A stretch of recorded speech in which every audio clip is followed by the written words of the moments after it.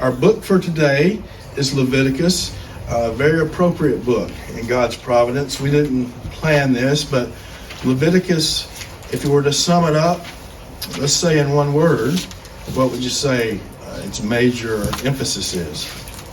And you could be right with a couple of different words in this case. Instruction on how to do the priesthood. It gives instructions on everything. Okay, so it does do that, but what one word would encapsulate kind of the major theme of the book? Sacrifice. Look, sacrifice would be certainly a good candidate. Holiness would be the other one. So both of those are major themes in this book.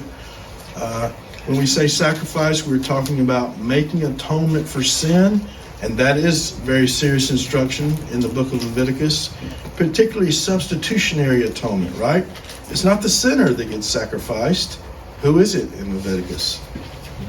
It's the animals. Now, that was the procedure, and that was the means by which God made atonement for sin in this period of time with the nation of Israel. It was real forgiveness. It was real atonement. Now, by the time we get to the New Testament, and particularly the book of Hebrews, we come to understand that it didn't completely deal with sin. Only the sacrifice of Christ could do that.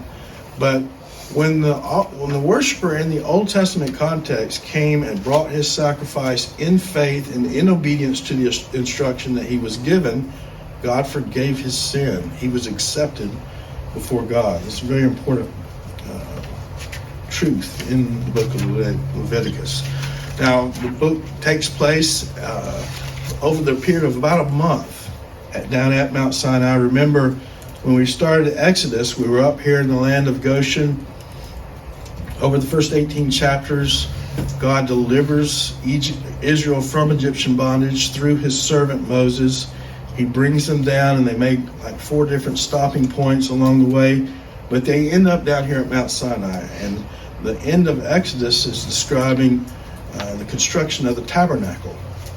Well, the way that we know Leviticus takes place over about approximately a month's period is, according to Exodus 40:17, that tabernacle was constructed 1 year after the first Passover. It says the first month of the second year, and the second year and every other subsequent year is dated with the Passover being the anchor point.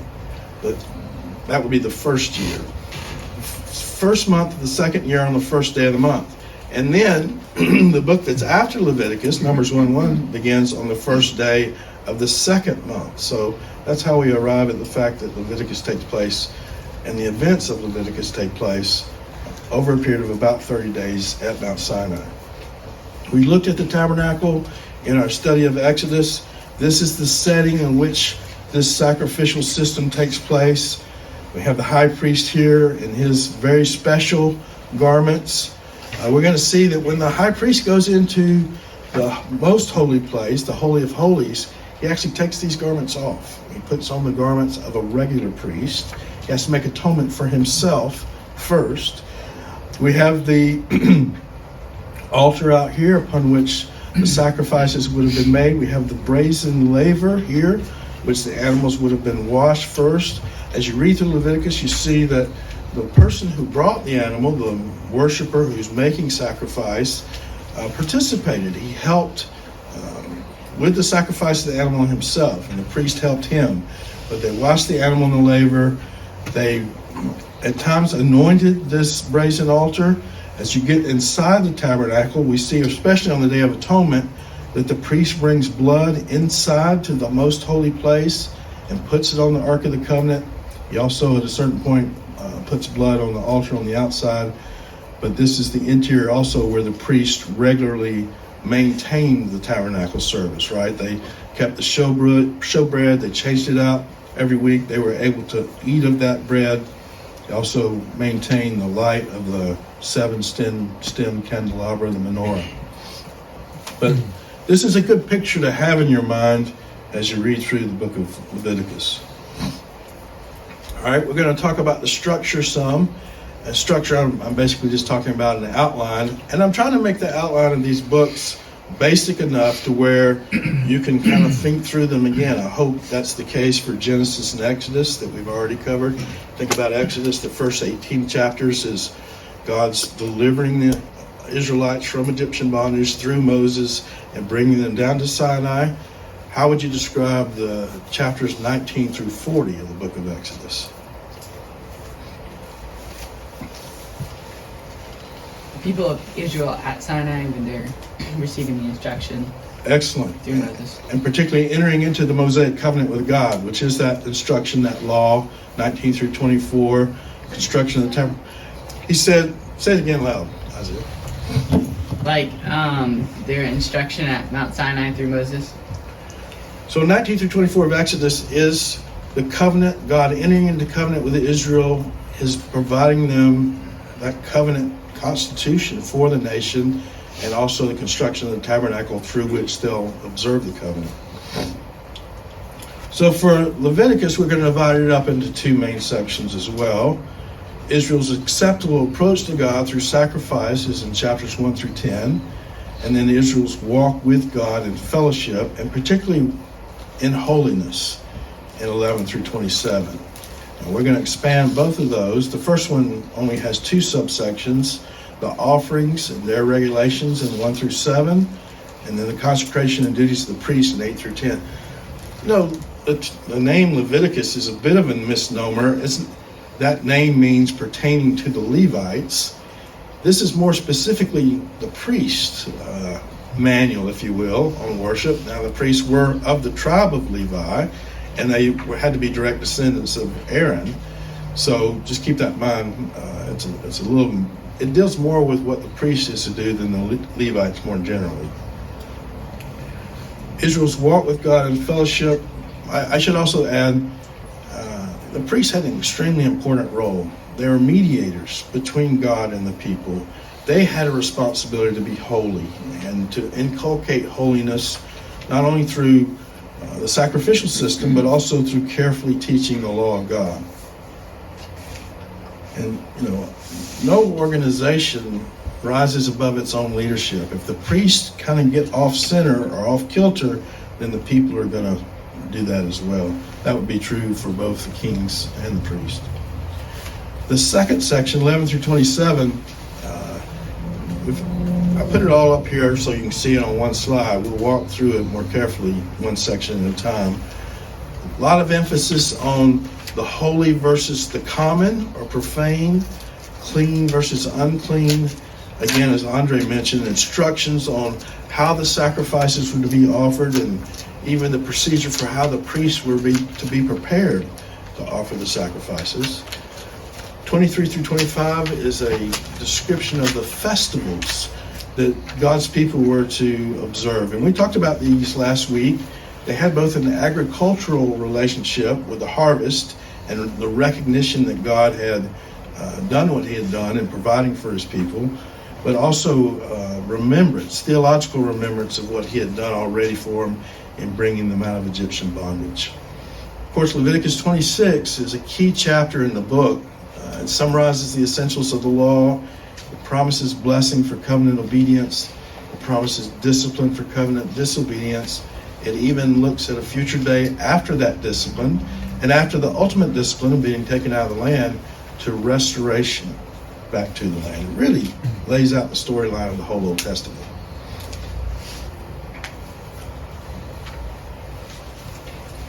Okay, let's go through this, and we're doing this at a very high level. If you have questions, I can try to address those probably after. I'm going to try to get through everything that we want to talk about first this morning, but some of these you might have questions about more individually, and we can talk about those on an individual basis. First is the offerings and their regulations. There are different kinds of offerings. The burnt offering was to provide acceptance for the worshiper in general. Obviously, there's a strong emphasis on the fact that God is holy and his people are not.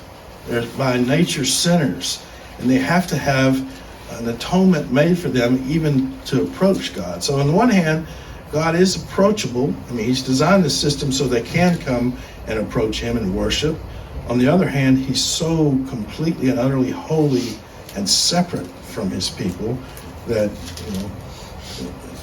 hard for us to get our heads around that to some degree, but that's still true today. God is holy, He's without sin, He dwells in unapproachable light, He doesn't even tempt others to sin, and we're still sinners, even as those who have put our faith in Christ. We still have to confess our sins and acknowledge those before God.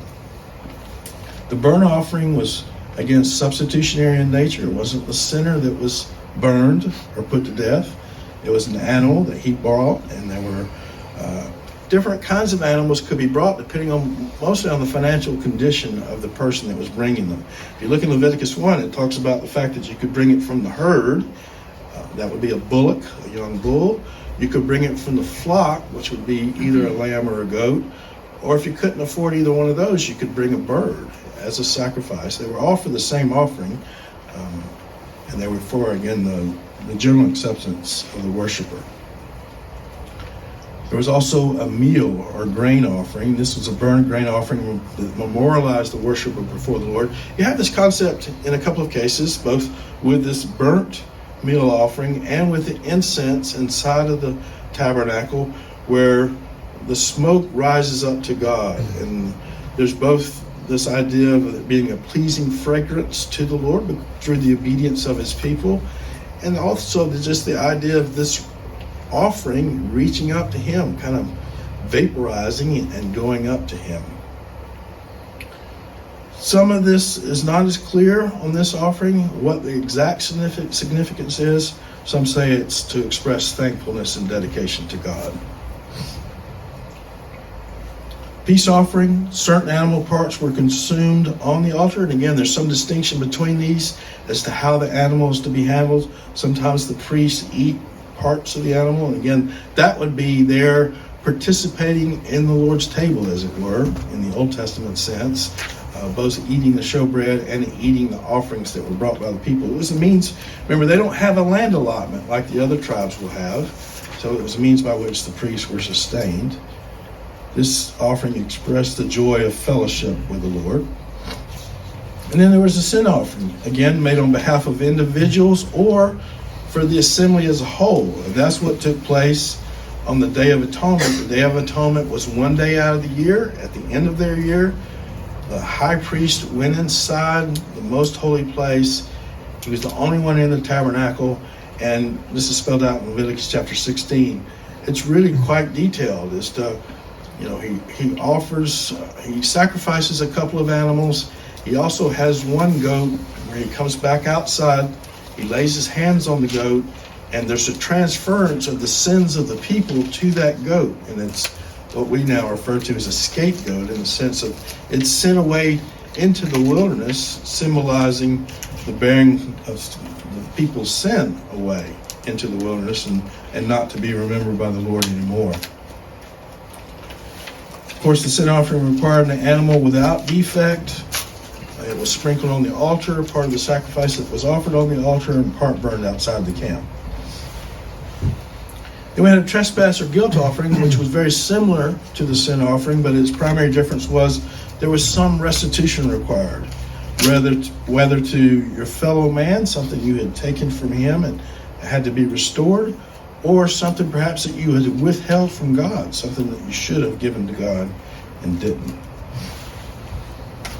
So that's a very high overview of the offerings.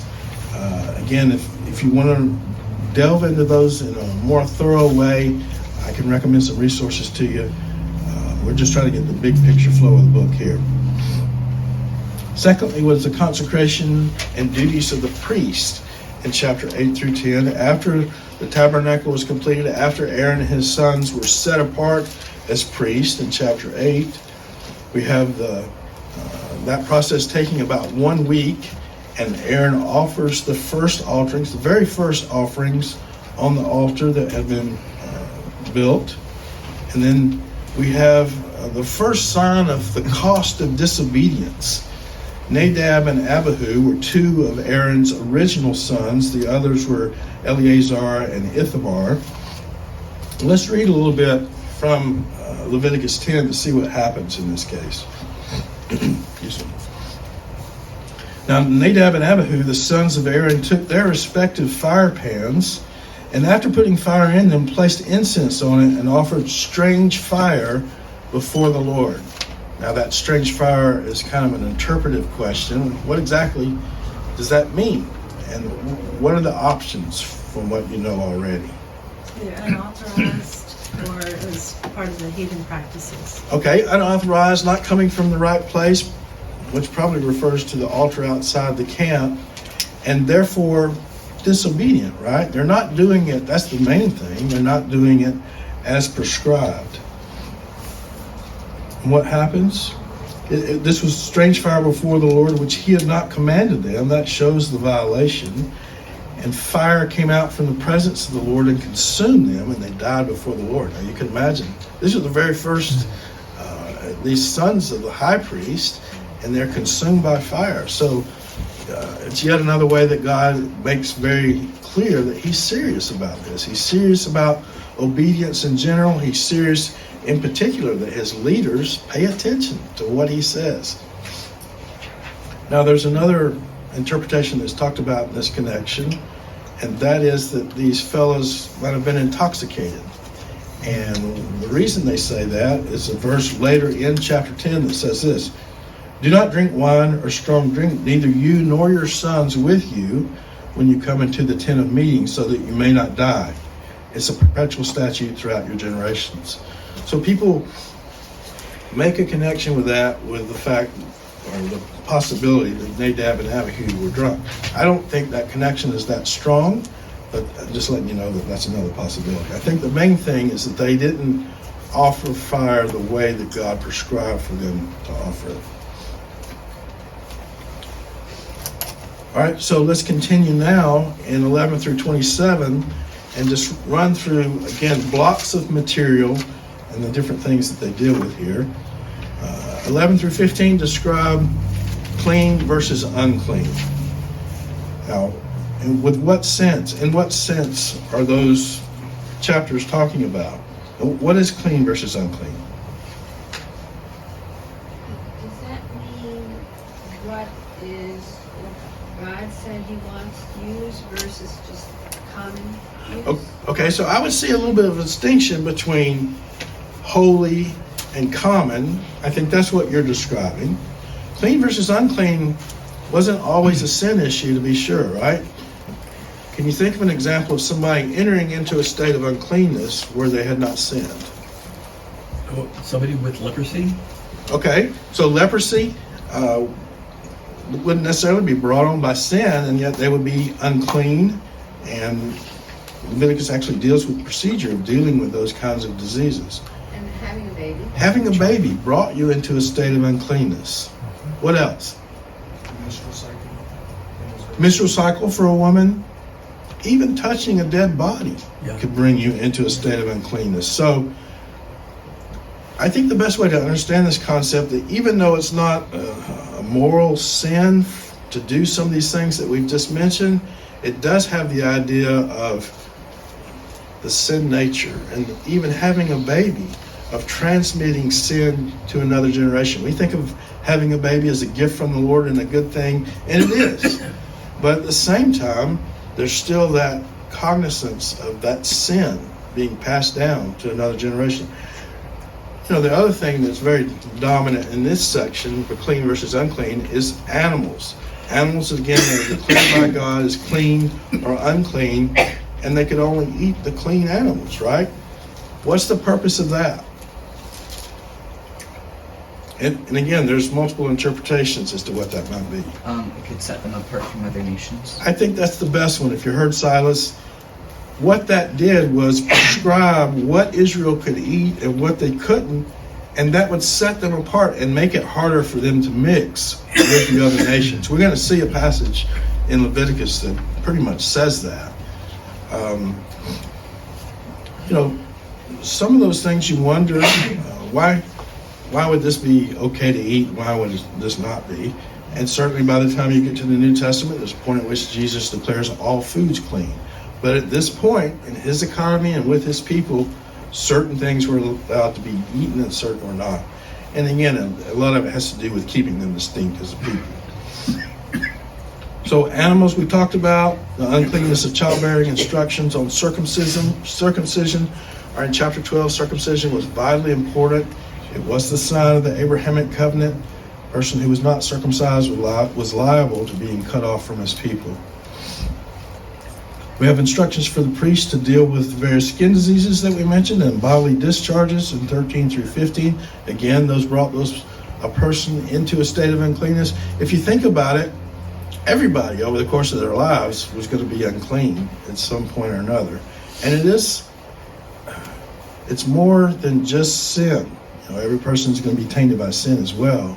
But this is a different kind of thing. You could have a child, which is not a sinful act, and be in a state of uncleanness, and you had to bring the appropriate sacrifice to make atonement for that. We do have the instruction for the Day of Atonement in chapter 16. We've kind of talked about that one already as well. It was an extremely significant day for the nation of Israel.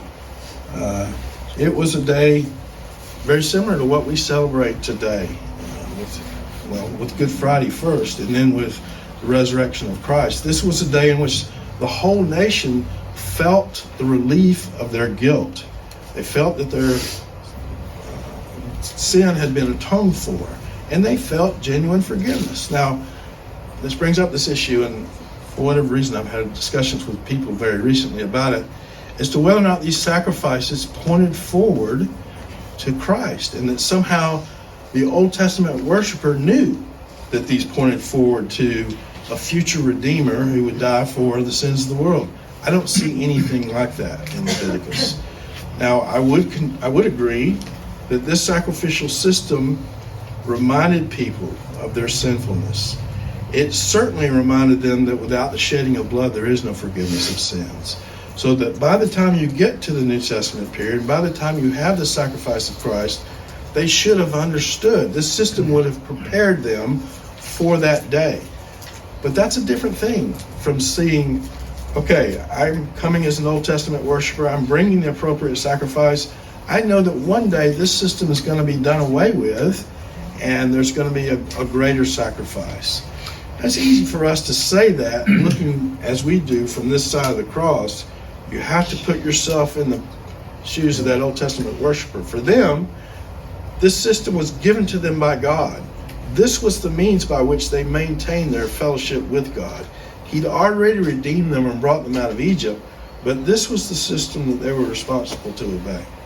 Definitely. It seems to me like it's easier to have a system like that. In fact, people today keep trying to have one, a system of works where they feel like they've pleased God, and it makes them feel better. It's easier. So they would go knowing this pleased God, and they could feel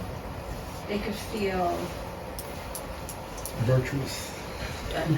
Yeah. I wouldn't say that the good guys felt virtuous, but I think that they would feel like they were pleasing God. And it felt good. It feels good to please God.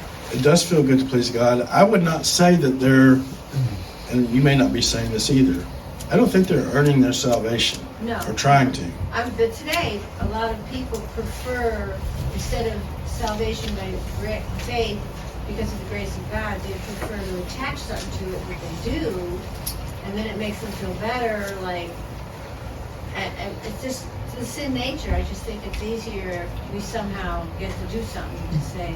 So, I want to take issue with you a little bit here, just to generate some discussion. Are works important for us today? Yes. And how are those works related to faith? They are evidence of our faith. That's exactly what's happening here. Right, and that makes you feel good. Well, and that's a good thing, right? Yeah. Okay. So I just don't want us to see this as a system somehow different where they were earning their salvation or doing things that they could do. God has already redeemed them by His grace, right? They're just as much objects of grace in the Old Testament time period as we are today. I mean, it makes us feel good to show someone we love them. It makes us feel good. You know, we say, I'm praying for you, but when they then turn to us and say, can you help me? And we can help them. We're happy to do that because our heart's right. It hurts almost to pray for someone and be unable to be looked upon as someone that would help them. So that having that active relationship with God was enough. They didn't need to look forward to something else coming. And it's the same for us today. And so much so that when we try to tell people that we do this because of our faith, that's mumble jumble to them. They don't even get it. Okay, but Christians get that, right? Christians We our faith and our love for God and our works for Him are driven by what He's already done for us. And that's the way it was for these guys as well, the ones that did it the right way. As Now, individuals. yes, As a nation, that was the witness to the other nation. that's right. That these Jews keep doing this to this God. They don't, you know, they Yeah. separate themselves from common stuff. I mean, what's the big deal? This, everybody eats this, everybody does this. And they're being like, no, my God doesn't want me to do that. Plus, I mean, you think about the context here, God had recently demonstrated tremendous power over the strongest nation in the world at the time through these works. And that word got around. I mean, they're getting reports back on that word as they're making their way up to the promised land. So, you know, I know you mentioned it makes us feel good, and that's not a bad thing. But the most important thing is what God wants, right? It's obedience. And like you said, though, that relief, that genuine sense of forgiveness, that's what I'm talking about when I say feel good. Yeah. That, like, Now, I know you want this and I'm doing it, and so I know you're pleased. but we have to also acknowledge on the other hand, and it's not so explicit here in Leviticus, is that an Old Testament saint could sin it up, let's say, during the week, and then decide, okay, I'll do the sacrifice thing just to be on the safe side. That was wrong. God was not pleased with that. So in other words, you could bring a sacrifice with a wrong heart attitude and it wouldn't be pleasing to God. Which could have been what happened with those priests. Well, yeah, they were doing on the one hand what they were supposed to do in having fire in their pans, but they brought the wrong fire. They weren't paying attention to what God wanted closely enough. And then, like you said, there was discipline as a result. Okay, good. If you haven't read through all of Leviticus, read through chapter 16. Again, there's multiple animals sacrificed. There's things that are done with the blood, but there's also this one goat designated by Lot that has the hands placed on it as a symbol of the sins of the people being transferred and his being led away to his death implicitly in the wilderness. 17 is another chapter on the proper procedure for sacrifices, so a re-emphasis on that. 18 is on prohibited sexual practices, and this would include things like adultery, like bestiality, like homosexuality, even like incest. You know, we live in a world and a culture today that's lost any sense of shame in this area, and this is laid out really early in God's Word. They lived in a culture where it was the same way. All the other nations were practicing these things. God says, it's not you. You're not going to do this. So he lays those out very explicitly in chapter 18. There's instruction on dealing with neighbors and strangers within the land of Israel in 19. What's the connection here? What's the basis upon which they were to treat their neighbors and strangers in particular? Just remembering that they had been slaves and strangers in foreign land. Exactly. So I want to read a section of this because I think it's really good. This has application again for us today in the way that we treat others, not just fellow believers, but unbelievers as well. And this is in chapter 19, beginning verse 10. We'll read 10 through 18. Nor shall you glean your vineyard, nor shall you gather the fallen fruit of your vineyard. You shall leave them for the needy and for the stranger. I am the Lord your God. So the idea here was you don't maximize the harvest by getting every corner in your field. You leave some, and you leave some for people that don't have land or in a very needy situation so they can come in and glean, that is, get what was left behind. You shall not steal, nor deal falsely, nor lie to one another. You shall not swear falsely by my name so as to profane the name of your God. I am the Lord. We're going to see that statement is a dominant theme in the book of Leviticus, just reminding them of where this instruction comes from. You shall not oppress your neighbor nor rob him. The wages of a hired man are not to remain with you all night until morning. We heard that recently from another source. James echoes that in his letter, particularly as he gets after the rich. You shall not curse a deaf man nor place a stumbling block before the blind, but you shall rever your God. I am the Lord. You shall do no injustice in judgment. You shall not be partial to the poor nor defer to the great. Another theme in James. But you're to judge your neighbor fairly. You shall not go about as a slanderer among your people. You're not to act against the life of your neighbor. I am the Lord. You shall not hate your fellow countrymen in your heart. You may see, that goes to what the Lord is teaching us in the Sermon on the Mount too. It wasn't just there that he said that hatred was a bad thing and basically equivalent to murder, but here in the original law as well. You may surely reprove your neighbor, but shall not incur sin because of him. You shall not take vengeance, nor bear any grudge against the sons of your people. You shall love your neighbor as yourself. I am the Lord. We have penalties for breaking, penalties spelled out for the breaking of various laws in chapter 20. We're going to look at several key verses in just a minute, and 22 through 26 is a key passage in the book as a whole. It really just captures the essence of the whole book. You have the emphasis on the priest's necessity to be holy. Again, I mentioned that before. They're leading the people. If they're not holy, the people are certainly not going to be holy. And so there's just a real emphasis on the importance of their role as God's mediators. Let's read a little bit of that in 21 verse 1. Then the Lord said to Moses, speak to the priests, the sons of Aaron, and say to them, no one shall defile himself for a dead person among his people. Now, it goes on to make some exceptions for really close family, but they were to be very careful about not defiling themselves, even for a dead person. Verse 6 explains why. They shall be holy to their God and not profane the name of their God, for they present the offerings by fire to the Lord. That's their role.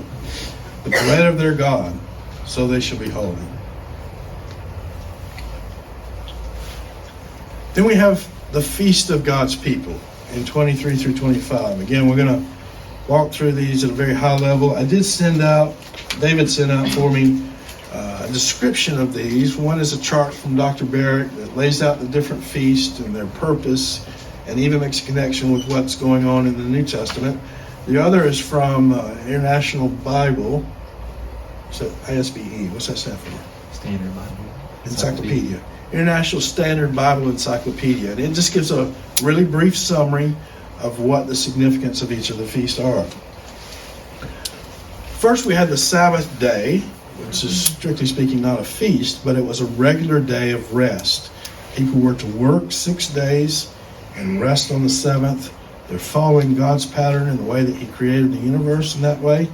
And it was a real gift, right? I mean, they had to work hard in those 6 days, but the seventh day was a day of rest and refreshment and reflection, I would say, on what God had done for them as a people. You also have other kinds of Sabbaths, and we'll talk about those in just a minute. We had spring festivals, which were in the first and third month of their calendars. And you see some different names for these months. One of them is because the Babylonian names that occurred after the exile, and the others are what are referred to as Canaanite names. So sometimes you have two different, virtually all of them, you have two different names for the same month. Passover and unleavened bread were connected. They both commemorated Israel's departure from Egypt. Passover remembering the fact that they had to sacrifice a lamb and put door on the blood post. Again, it was an act of obedience and faith in what God was commanding. And when they did that, the death angel passed over their home. Unleavened bread was a reminder of the haste with which they left Egypt, and even of the hardships of that hurried flight. First fruits is more of an agricultural festival, but again, connected theologically because God is the one that's providing the harvest, right? He's the one that provides the rains. He's the one that promised these agricultural blessings for obedience. So in first fruits, there was a wave offering of barley because it was harvested earlier than the wheat harvest was. And there was just a recognition, hey, we have this already. We know that there's a further harvest to come. And we're expressing our thanksgiving to you for that. So it was a commemoration of God's promise of a fruitful land. Frank, Yes. all this has to happen in Jerusalem? Well, not at this point, right? Because they're doing. I mean, they're, after, in time. in time, it happens certainly because that's where the temple is. Yes, They have to go. They all have to travel the males, right? that's right. Particularly for the three major festivals. That would be Passover, unleavened bread, and tabernacles. I believe the ones that they were most required for. The Feast of Weeks, also known as Pentecost, was a wave offering of 2 loaves of bread in celebration of the wheat harvest. There were also animal sacrifices in conjunction with this feast. I'm going to let you just look at the chart to get further explanation of that. There's some speculation up to the other significance of that feast. I'll let you look at those on the barracks chart in particular. Then there were fall festivals that occurred in the 7th month of the year. The Feast of Trumpets was really a national proclamation, a national holiday. Seems to be in preparation for the Day of Atonement. And trumpets were a part of gathering the people for that. The Day of Atonement itself, we've already talked about, most important holiday in the year. I mean, you could arguably make that case. I suppose Passover is just as important, but it was the day for national cleansing, and it was a day where the people felt their guilt expiated and their relationship with God made right. It's not to say that they couldn't have that guilt expiated through the year, certain offerings, but this was just a very significant day for them as a people.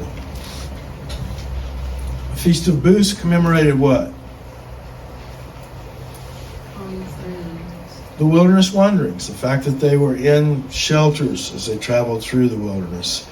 And it also was, at the same time, the completion of the harvest. This included not just barley and wheat, but also grapes and olives. And again, it was just, I talked about this one point when I taught this before. In Russia, at September-October time frame, they celebrate harvest. And they don't do it because it's prescribed in these feasts, but they do it because during the summertime, a lot of people live in apartment complexes and they live in the city. But in the summers, they go out to what are called dachas. And these are small plots of land that have very rustic houses like a cabin on it that they live in through the summer. And they cultivate these vegetable gardens. And they're out there all summer. And it's a very different season of life for them through the year.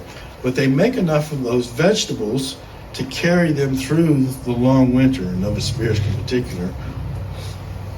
They store the vegetables in these underground vaults so that they have them through the year. And I've heard people say that if they didn't have that fruitfulness, on top of the very measly salaries that they make through the year, they couldn't make it and would starve. And so for them, harvest is a big deal. And they celebrate and give thanks to God for blessing their vegetable gardens, in essence. I think it's harder for us to appreciate because, we need our vegetables. We run down to Kroger and get them. It's not that way there. And certainly in this case, it's just a recognition that, yes, these are material blessings, but they come from God himself. And if he doesn't provide the necessary rains, we're not going to have the necessary harvest. And our obedience is tied to that blessing, or that blessing, rather, I should say, is tied to our obedience to his covenant and to his laws. Sabbath year, every 7 years, the people were to allow the land to rest. They were not to cultivate it. They had to trust that God would provide enough in the 6th year to carry them through the 7th year. And that's not only just a good agricultural practice, it helps keep the land productive. It was a command by God, and it was a means of His giving them rest, and also, in a sense, testing their obedience. Remember, they end up being taken out of the land for 490 years, and there's a tie made to the fact that they didn't observe the seventh year of land rest like they were supposed to. So those 70 years, actually that was the period of the exile, that allowed that land to get its sufficient rest that it didn't get before. Also, in the year of Jubilee, after 49 years was the 50th year. That was the year of Jubilee, and that was a year of remission of debts. If you were in such financial straits that you had to sell yourself as a servant to another family, even to a fellow Israelite family, in the year of Jubilee, that was you were returned back to freedom. And if you had to sell your land, that land was returned back to you. So it was really a great year of celebration of, even if you went through difficulty over the course of your life, then some of that would come back to you. We've talked a lot. Yes, Kevin. For the Sabbath year and the year of Jubilee, when like debts are forgiven and stuff, servants released and that stuff, is that just for a period of time, or is that just like would they be released for a period of time and then go back to being? Yeah, I think it was permanent. Yeah. So Leviticus 26 is a highlight of the book.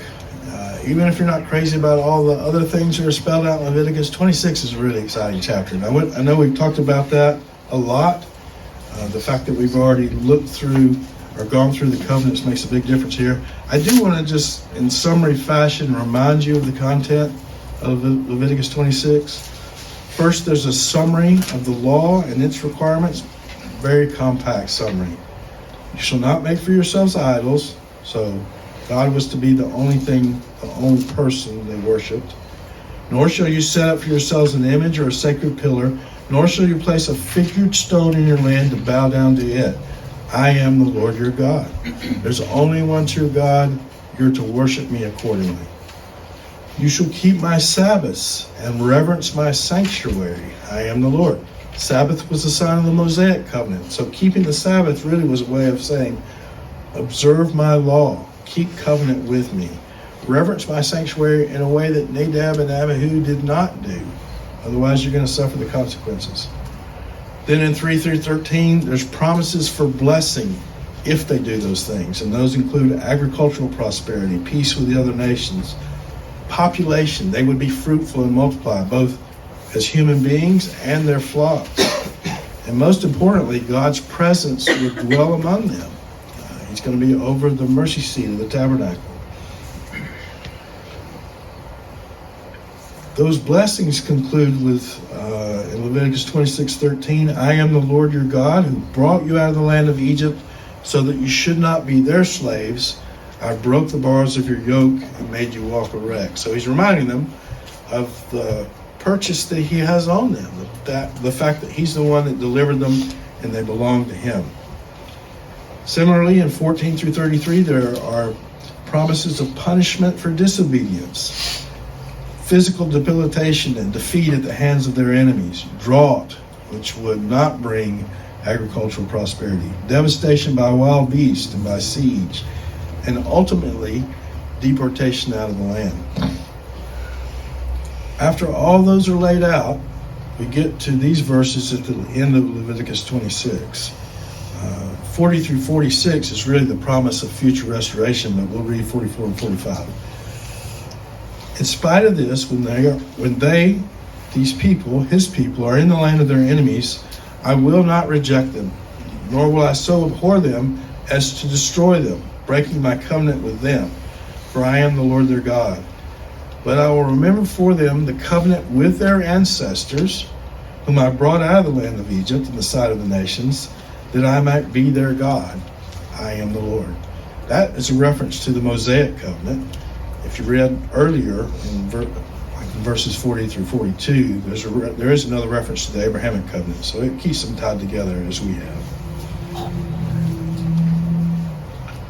All right. So having gone through those, And we've already touched on them some. What are the major themes in the book of Leviticus?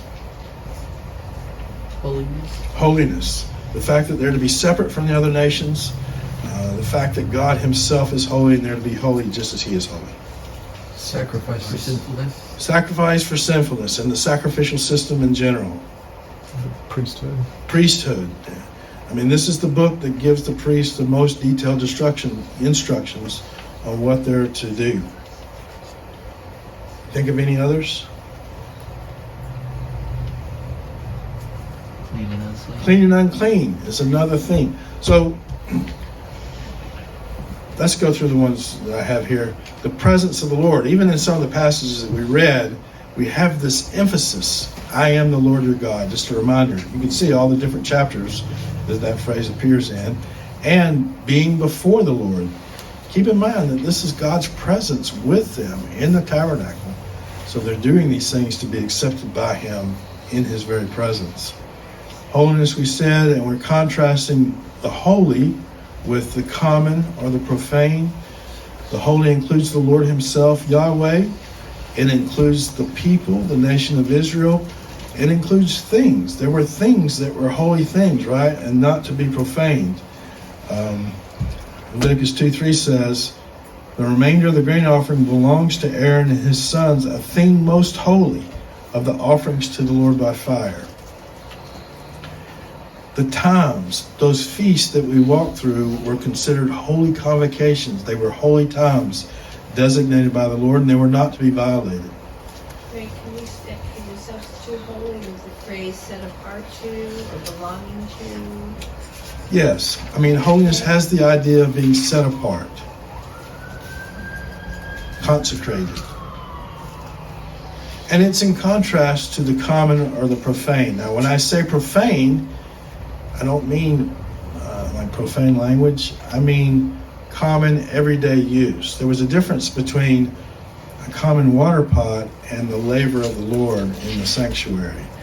Nothing wrong with common things, but the thing that you didn't want to do was take something that was holy and profane it or make it common.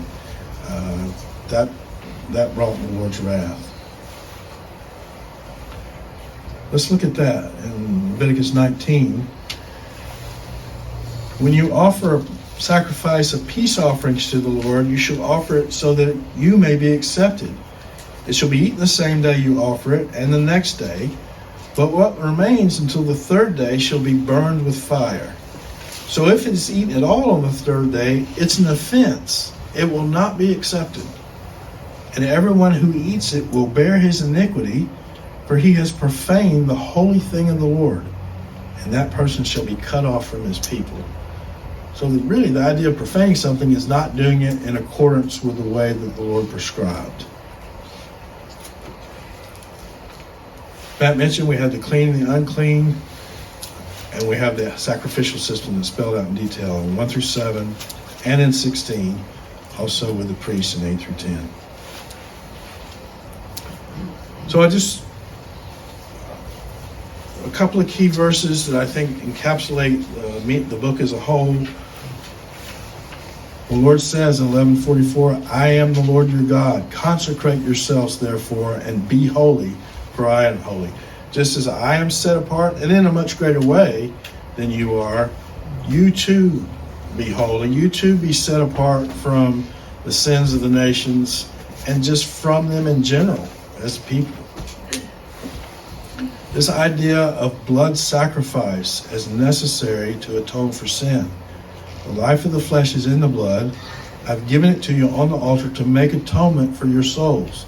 Notice, you're not only making atonement for your souls when you bring these offerings, but the blood was also used to cleanse the altar itself, to cleanse mercy seat inside the holiest place. It is the blood by reason of the life that makes atonement. And certainly, again, that prepares the way for us to understand the sacrifice of Christ. And that being the ultimate sacrifice, the only one that could fully atone, not just for the sins of the world, not just the sins of Israel. And then this is the passage I referenced earlier, chapter 20, verses 22 to 26. You're therefore to keep my statutes and my ordinances and do them, so that the land to which I'm bringing you to live will not spew you out. That's that promise of discipline for disobedience, being cast out of the land. Moreover, you shall not follow the customs of the nations, which I shall drive out before you, for they did all these things, and therefore I have abhorred them. Hence I've said to you, you are to possess their land, and I myself will give it to you to possess it as a land flowing with milk and honey. Remember, that was all the way back to the Abrahamic covenant. God said he was going to use Israel to drive out the Canaanites and to discipline them for their sin. And he was going to give Israel their land. I am the Lord your God, who has separated you from the peoples. You are therefore to make a distinction between the clean animal and the unclean, between the unclean bird and the clean. You shall not make yourselves detestable by an animal, that is, by partaking of something that was unclean, or by bird, or by anything that creeps on the ground, which I have separated for you as unclean. Thus you are to be holy to me, for I, the Lord, am holy, and I have set you apart from the peoples to be mine. Again, a very strong language about the relationship that God has with Israel, but they're going to be the means by which the other nations are drawn to their God. So it's not exclusively Israel, but they still have a very prominent place in the plan. So if we try to summarize this and put it in a one-sentence statement, Yahweh gave instruction and enabled him as a holy God to live among his people. He had to have this done because his holiness required it, and enabled his people to have fellowship with him. That's what they did through these various offerings and through the celebration of the feast as well. The book, as we've noted, had special relevance for the priest as a manual on guiding Israel in their worship. All right, that's Leviticus. Next week we'll look at the book of Numbers, and we'll be on the move again. At that point, we'll set out from Mount Sinai and start making our way up towards the Promised Land and look at Israel's wilderness wanderings in the book of Numbers. So if you have time this week, read through the book of Numbers, at least at a high level. Read Benware's book. And again, try to get the big parts of the book to where you can think through it and what's going on. I'm not expecting you to be able to recite Numbers, but it'd be nice to be able to know the different sections, and after we're done, especially with the book of Deuteronomy, be able to think your way and talk your way through the Pentateuch as a whole. All right, we've gone along this morning, but I appreciate your paying attention and staying with me, and really just enjoy the time we had today as celebrating Resurrection Sunday together. Let's have a word of prayer and we'll be dismissed. Father, we do thank you for the time we've had together. It's always refreshing for us to come together and hear from your word, be reminded of, in what we just studied, your holiness, your separateness, the fact that you're completely without sin and dwell in unapproachable light, and that you must punish sin. It's part of your character. At the same time, by your mercy and your compassions, you allow us to be able to be reconciled to you through blood atonement. In the Old Testament economy, it was these animal sacrifices and other means of offerings that made the worshiper acceptable to you. For us today, it's through the shed blood of Christ. That's what we celebrate this weekend. That's the only way by which any human being can be reconciled to you, is through the completed work of Christ. We thank you for that atonement. We thank you for what it does for us now in expiating our guilt and restoring our relationship with you. We thank you for what it will consummate in with the return of Christ and the full glorification of our bodies, the full accomplishment of redemption at that point. We thank you that knowing those truths in our lives today makes a difference in how we live and how we deal with difficulty and what we look forward to. Help us this week to be faithful in our walks with you. Just as you commanded the Old Testament saints to be holy, help us to be holy and to honor you through our lives. We pray in Jesus' name. Amen.